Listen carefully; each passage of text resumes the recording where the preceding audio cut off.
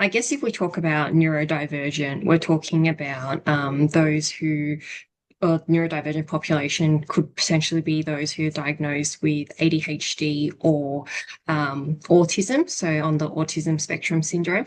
And with that, there are also children who are not yet diagnosed. So that's when they become, more so in the developmental delay component of it in the early intervention, because a lot of children when they're young, usually below the ages of 6 or 7, it is quite hard to officially provide them with a diagnosis.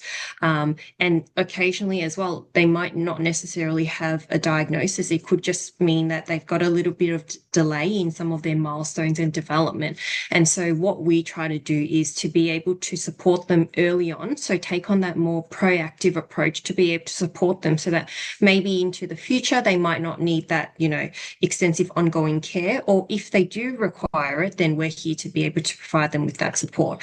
But I guess if somebody mentions, look, I am neurodivergent, it could suggest that they do have ADHD or autism. And with autism, there are different levels. You can't always necessarily pick it out, but there's, you can be level 1 or you can be at level 3 as well. So it does vary because it is a spectrum. Is this something that you try and kind of identify very, very early on with especially with children? Yeah, so as early as it is appropriate. So for children, what we normally have as part of our service is they will always engage with a psychologist, but the person who would actually make the diagnosis will be the pediatrician or child psychiatrist, because they're the ones that are holding that clinical governance within our organization, and they're the ones who look at, okay, I've read the report from the psychologist who's provided that provisional diagnosis.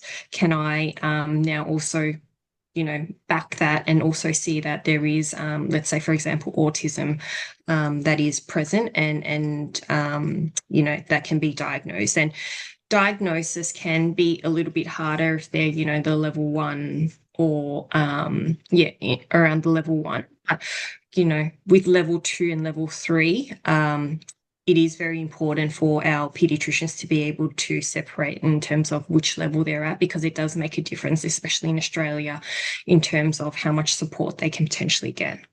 And autism looks different for everyone. You can have 2 people who are have autism level 2, but they are presenting very differently and have very different sort of concerns or needs. So for parents out there, what are some of the signs that they need to kind of look out for before they even think about taking their child over to get like an assessment? Like I said, there are a lot of things that come to play. But I think it's instead of it's just, one thing or another. We might have children who are struggling with some emotional regulation. So, the smallest little things can potentially trigger them. And, and changes of environment as well can have a huge effect. I think for anyone on a norm, when we are in a different environment dealing with something new, it's a lot to take in. And you can imagine if there is a child, for example, who is neurodivergent, but they haven't been taught the skills or the strategies to be able to manage or handle these situations, that's when, they would sort of really act up. But in terms of signs and symptoms or what you might see, it does really much vary. And that's why we do have our psychologists to be there to review. We look at not only their medical history, but developmental history, and also how are they presenting at home or in the classroom. They might be great at home, but in the classroom, there's so many changes, so many, usually sometimes when they start a new school year, you've got new kids in your classroom, you're in a new classroom, or you've got a new teacher. All of that adds to it. And some children are, quite good at managing and learning to adapt, whereas others struggle a little bit more. So that's why there are layers to how we do our assessments to ensure we've got the complete understanding and having a comprehensive assessment, and then our pediatricians or our psychiatrists will then go ahead and do the next assessment. But it is worth, if there is anything that you notice and you're concerned about, feel free to speak to your GPs, and they will be able to direct you into the right direction. And if, nobody's sort of really giving you the answers, and we have, parents come through, it's like, oh, I'm struggling with this, but, some people have mentioned it might just be, a child growing up, or, they're just, it's just tantrums. But I think it's important to listen to your gut feeling. If you think that further investigation is needed, and if, it is just so happens to be a tantrum, that's fine as well. But what you want to ensure is that you're providing your child with as much options to be able to succeed as possible. So you want to make sure you're doing the what is needed if they do need a bit more support. And what I would say is maybe some parents might be getting advice from like their childcare centres or teachers as well.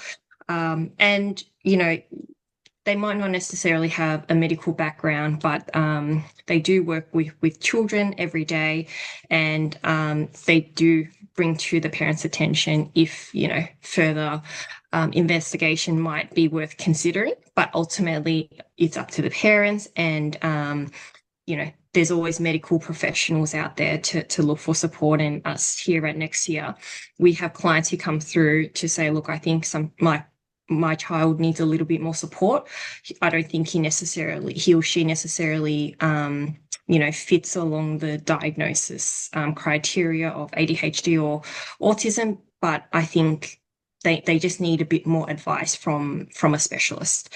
So then that's when we just get them in, and they can have a consult with our specialist, and then they can organise the next steps. If the specialists consider that it's important to maybe consider exploring some of the assessments, then they would be recommended down that pathway. If not, it might just be, look, this child might need a little bit more behavioural support, a little bit more attention in this area or that area, and that would be the recommendation.